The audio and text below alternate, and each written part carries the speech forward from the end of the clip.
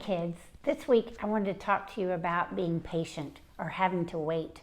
And I know that's so hard for some of us because we've heard this week that some pools in the neighborhood, your neighborhood, might be opening, but in another neighborhood they may not. And so those kids have to be patient and wait. Or some kids are getting to play soccer, but other teams aren't meeting. Or your dance studio is still not open and you're having to be so patient and wait. So this week, the two books I've chosen are Sammy's Gadget Galaxy. This little boy cannot be patient. He couldn't wait for his parents to get up. They didn't get up and help him right away, so he took matters into his own hands. Ugh, let's read and see what happens there. And then Can't Wait Willow. She makes some very not good decisions because she just can't wait till she gets to the circus. So these are two good books to help us learn to wait and be patient. Sammy Stewart Sprocket Springs built the most amazing things with wings and radar wings and spools of sparkly silver springs. Oh, how Sammy loved to hurry. It would make your eyes go blurry. He'd jump from bed at 6 o'clock and drop his jammies like a rock. He donned his astro garb and charged down the stairs and through the yard with his yappy Dak, his little dog, pouncing past him like a frog. There in shiny silver steel with spries of wires and whirly wheels stood Sammy's Gadget Galaxy, complete with spaceship in 3D. He got it from a science kit. Dad helped him quite a bit. They built it for the science show, which came in just a week or so, and he could hardly wait to go. That's pretty crazy, isn't it, guys? He hopped inside his rocket ship and gave the power grip a flip. The monstrous motor roared to action, grinding gears with turbo traction. Mom and Dad awoke and moaned. Why, nearly all the neighbors phoned to holler, can't you make him wait till 9 o'clock or even 8? Sammy switched to Mega Drive. The rocket boosters came alive. Zoom-a-zam, boom-a-blam, around the yard spun Screaming Sam until, ka-chug, the motor quit. And that was it. Sammy gave the thing a hit. A bright white light flashed on and said, your Gotron power pack is dead. Sammy hurried back upstairs and waking Dad in deep despair, he shrieked aloud, emergency! My spaceship needs a battery. You'll have to wait, his father said. Be patient, please. Go back to bed. Sammy tried a sigh and a cough. Dad didn't stir, so Sam was off. He bounded down the stairs again, through the workshop door, and then, knowing he was not allowed, he crept as quiet as a cloud across the cluttered workshop bench, over ratchet, rasp, and wrench, and there, up high as he could see, there sat a Gotron battery. He reached, he stretched, he groped, he fumbled, he wobbled and bobbled and bumbled and stumbled, and clatter, crack, crash, it all came down on top of Sammy on the ground. Mom and Dad burst through the door with no idea what laid in store. They stared, they glared, they saw the floor. Sammy stood there saying, oop, amidst the mess of gadget soup. You'll have to pick this up, said Dad. His head was clearly feeling bad. Put every piece back on the shelf and maybe you'll convince yourself a little patience isn't bad. It sure would make your parents glad. So now poor Sammy's Sprocket Springs scraped up the screws and scraps and strings, the wires and wheels and boing-a-bobs, the spheres and gears and nick-a-bobs. One by one, bit by bit, finding where each piece should fit, while little Dacky scratched his back and yawned and gave his lips a smack. Suddenly, a bright, brilliant idea occurred to Sammy on the spot.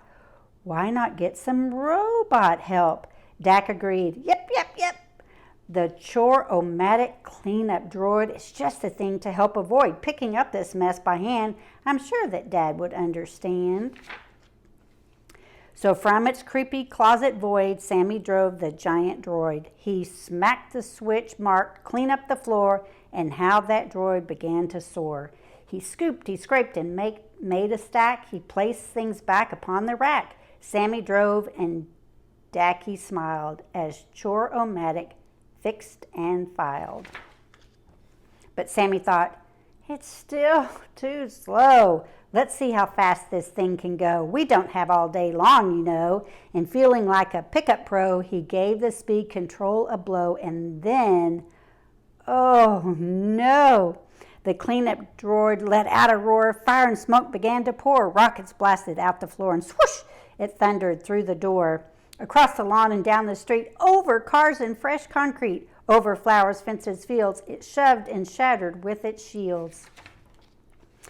Around it spun and headed back with screaming Sam and dizzy Dak.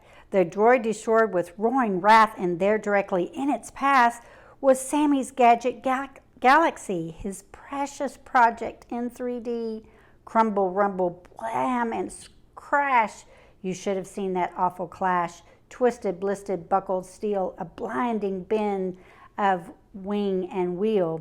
And trapped inside those thrazzly things was Sammy Stewart's Sprocket Springs. Sammy waited upside down, hanging high off the ground. He waited hours while hooks and cranes picked apart the steel remains. And when at last they set him free, he gazed out at his galaxy. He sniffled as his eyes turned red, then turned to Dad and sadly said, "Wow, I think that you were right. A little patience really might be something I could try, all right. Now I'll miss the science show. I guess that I deserve it, though." And after that, our Sammy changed. He fixed and fenced and rearranged. And when at last the mess was gone, he and Dad got started on a bigger, better space creation, Sammy's Super Starship Station. But if you want to see it go, you'll have to wait 10 years or so, because Sammy's patient grew so well. Just when he'll finish, it's hard to tell. And in God's word, it says, "Finishing is better than starting. Patience is better than pride." Ecclesiastes 7:8.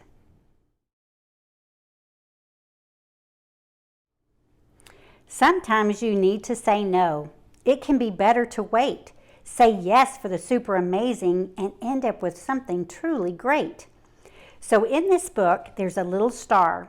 Find the star that follows Willow. And will you be able to tell whether it's excited or sad? When Willow makes a wise, thoughtful decision, the star looks happy and bright. But when Willow makes choices that might not be the best, the star looks dim and deflated. On each page, notice the star's mood and try to guess what it might feel that way. "Yes," Willow shouted. "Today's the day I've been dreaming of. The Overtop Circus is finally in town." Willow couldn't wait to see the elephants, the beautiful costumes, and the daring ladies on horseback. She could hardly already taste. Willow couldn't wait to see the elephants, the beautiful costumes, and the daring ladies on horseback. She could already taste the delicious pink cotton candy melting on her tongue. Ooh, look at the star. Is he happy? Yes, because he's excited too. As she started walking toward the circus, Willow had only taken a few steps when she heard a familiar sound. The ice cream truck. The friendly driver smiled and offered her a creamy mint chocolate chip cone. Willow knew she needed to save her money for the circus, but Willow just couldn't say no. See the star? It's not shining, it's deflated. That wasn't a good decision. She could have waited. A few blocks away, Willow saw some friends playing kickball. "Come play with us," they called. She didn't want to miss the thrill of the ringmaster starting the circus, but Willow just couldn't say no. After playing for a while in the hot sun, Willow was very thirsty. A cold glass of lemonade would certainly hit the spot, and still happy because they're thinking he's on his way now to the circus, Willow just couldn't say no. Here he is all deflated. Wrong choice. Willow walked and walked until she finally saw the huge circus tent. Outside the tent, a man offered the chance to win a purple stuffed elephant. Ooh, Willow thought, that would go perfectly in my collection. And Willow just couldn't say no. Uh-oh, he's still deflated because she couldn't wait. Willow could hear music coming from inside the tent. Next to the ticket line, though, there was a cage filled with colorful birds. Would you like to step inside? Asked the kind woman. Willow had never seen birds like that, and Willow just couldn't say no. Look at the star. He's so deflated. Willow's not making good decisions, is she? Suddenly, Willow realized that it was getting very late. Inside the tent, the circus performers were doing their final act, but a lady in a polka dot dress approached with a mountain of pink cotton candy. At last, her favorite treat. Willow reached into her pocket only to find she had run out of money.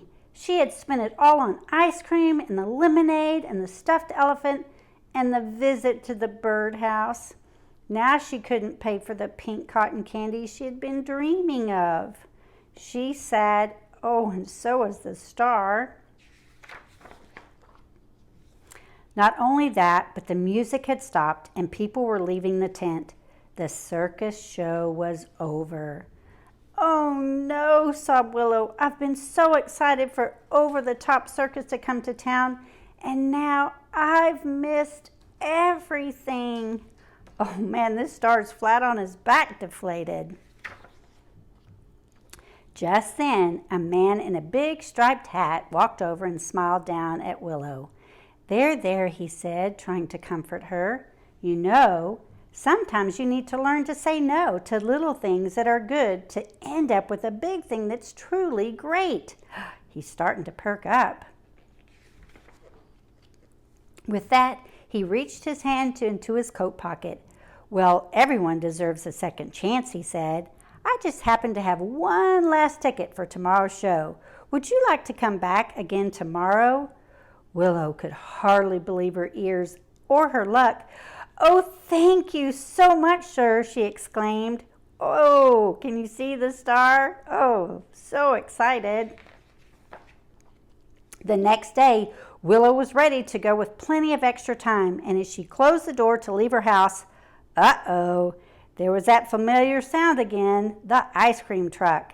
She remembered the man in the big striped hat. And this time, Willow shook her head no. Look at that star, so excited. She hurried past her friends at the park. She hurried past the lemonade stand. She hurried past the man in the purple booth. And she even hurried past the birdhouse. Look at the star. Man, she could hardly keep up. At the circus tent, the man in the big striped hat met Willow. He was the ringmaster. He personally escorted her to the front row seat and announced the start of the show. Can you find the star? Right there by Willow. She saw the tigers and lions, the ladies on horseback, and the flying trapeze. She had 2 mouth-watering pink cotton candy treats. And just when she thought her day couldn't get any better, something truly great happened. Willow shouted over the cheering of the crowd, "This is super amazing!" And there the star is so happy, all because she learned to be patient. Oh, aren't you glad that Sammy finally learned the lesson on how to be patient and Willow learned the importance of waiting? We all need to do that, even adults. Let's see what God's Word says. God's Word in 2 Peter 3:9, it says, "The Lord is not slow in keeping his promise, as some understand slowness. He is patient with you, not wanting anyone to perish, but everyone to come to repentance." And remember last week when we were talking about one day you're going to give your heart to Jesus and that you will follow that up with the outward sign of baptism. He's waiting on you. He's being patient with you. And just like God is patient with you, in 1 Corinthians 13, we have to be patient with others. It says love is patient, love is kind. And then in Romans 12:12 it says, be joyful in hope, patient in affliction, faithful in prayer. So as you wait, you can still be joyful. As you're having these trials of having to wait or not get to go on vacation or any of those things, you can still be patient. But when you can't, you can hand it. You can be faithful in prayer and hand it over to God in Romans 12:12. But also in Ephesians 4:2, it says, be completely humble and gentle. Be patient, bearing with one another in love. That goes with your family and your kids. Even our grandkids have had to be patient. I made them a calendar so they could mark down when it was going to be Nana's camp. And it's next week. But every time I've seen them this week, they come running down the stairs saying, is it Nana camp time? Is it Nana camp time? They just can't wait. I told them they have to be patient because they know that we're going to do art. We've got all sorts of art supplies to do fun projects and games and puzzles. But even in that, we have to not get to go to the Rogers Aquatic Center. We aren't getting to do some things that we normally do at Nana's camp. So, but still, it's going to be an exciting week of games and puzzles and cooking and all that kind of stuff. But they've had to learn to be patient. So when you're thinking, I just can't be patient, you can talk to God about it. But maybe it's your family at nighttime. Right before you go to bed, you can talk about being impatient. You maybe ask for forgiveness or have them pray for you to have more patience if you're having to wait on something that's going to happen at the end of the week or next month. Also, at the dinner table, y'all can talk about ways that y'all can be patient with one another. Just use those times as a family to talk about how we can be patient just as God was patient with you.